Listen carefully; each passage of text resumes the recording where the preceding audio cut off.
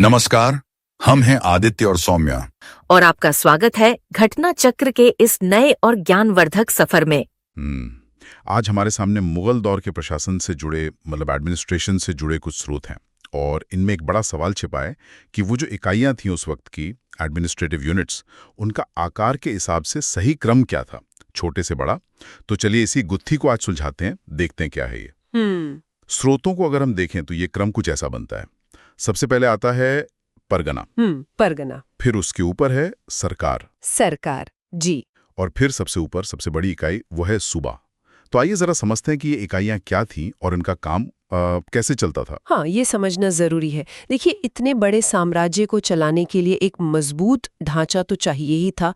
तो सबसे निचले स्तर पर अगर हम देखें तो कई गांव या जिन्हें मावदा भी कहते थे, उनको मिलाकर बनता था परगना। मावदा ये गांव जैसा ही कुछ। यहाँ जो मुख्य अधिकारी थे उनमें एक थे शिकदार। इनका काम था कानून व्यवस्था देखना। अच्छा, लॉ एंड ऑर्डर। जी। और दूसरे थे कानून गो। ये जमीन के रिकॉर्ड्स, लगान वसूली का हिसाब किताब, ये सब देखते थे। मतलब इनका काम बिल्कुल जमीनी स्तर पर था, सीधे लोगों से जुड़ा हुआ। यानी परगना वो पहली सीढ़ी हो गई एडमिनिस्ट्रेशन की, बिल्कुल ग्राउंड लेवल पर। बिल्कुल। फिर इसके ऊपर आपने कहा सरकार। बिल्कुल। कई परगनों को जब मिला दिया जाता था तो वो इकाई कहलाती थी सरकार। यहाँ के जो मुख्य अधिकारी थे उनमें एक थे फौजदार। फौजदार, ये नाम तो सुना है। हाँ, काफी महत्वपूर्ण पद था।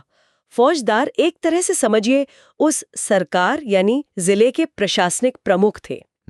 कानून व्यवस्था, सामान्य प्रशासन, ये सब इनके जिम्मे था। और राजस्व के लिए? राजस्व के लिए थे अमलगुजार। इनका मुख्य काम ही था लगान, मतलब रेवेन्यू इकट्ठा करना।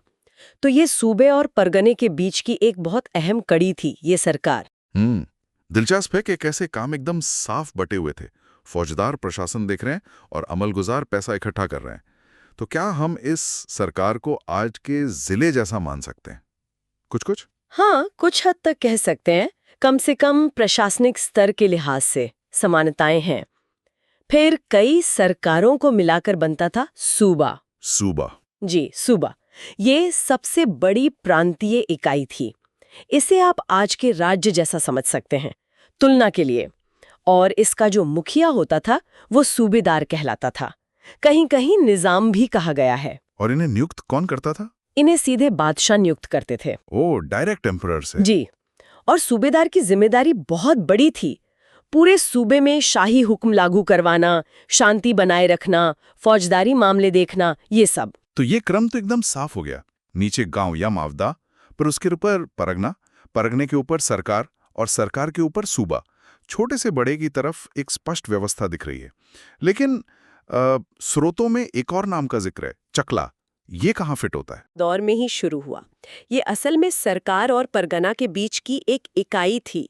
लेकिन इसने हर जगह सरकार की जगह नहीं ली, ऐसा नहीं था। तो फिर क्यों बनाया गया इसे? देखिए, ऐसा लगता है कि इसे कुछ खास इलाकों में प्रशासन को शायद और बेहतर बनाने के लिए लाया गया होगा।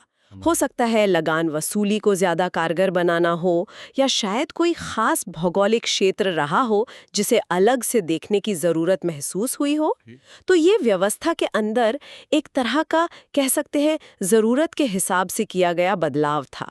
ये पूरे साम्राज्य के लिए एक स्टैंडर्ड ढांचा नहीं था सरकार की तरह। अच्छा, समझ गया। तो ये एक तरह की स्पेशल यूनिट थी जो हर जगह नहीं थी।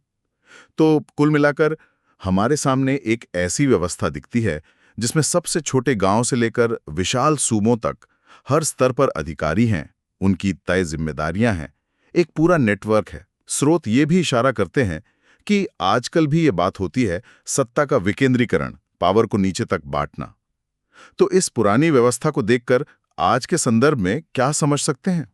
कोई कनेक्शन है? देखिए, इसमें जो सबसे आकर्षक बात है वो ये है कि ये मुगल व्यवस्था हमें दिखाती है कि कैसे इतने विशाल और विविध साम्राज्य पर नियंत्रण रखने के लिए शक्तियों का बंटवारा कितना जरूरी था।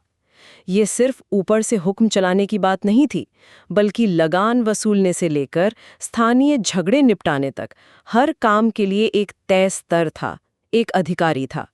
ये कोशिश दिखती है कि कैसे सेंट्रलाइज्ड कंट्रोल और लोकल ज़रूरतों के बीच एक संतुलन बनाया जाए। अब ये सिस्टम परफेक्ट था या नहीं वो अलग बहस है, पर ये उस जमाने की चुनौतियों का एक जवाब तो था ही। तो अगर हम संक्षेप में कहें तो मुगल प्रशासन में गांव मावदा से शुरू होकर परगना, जहां शिकदार कानूनगो जैसे लोग थे, जी फिर परगना से सरकार, जहां फौजदार और अमलगुजार मुख्य थे, बिल्कुल। और फिर सरकार से सूबा, जिसका प्रमुख सूबेदार था। जी ये एक स्पष्ट सीढ़ी नुमा ढांचा था और हर पायदान पर भूमिकाएं तय थी। हाँ बिल्कुल। और अगर हम इसे थोड़ी और बड़ी तस्वीर में देखें तो ये दिखाता है कि कैसे सदियों पहले भी इतने बड़े पैमाने पर शासन चलाने के लिए कितनी जटिल, कितनी सोची समझी प्रशासनिक संरचनाएं बनाई जाती थीं।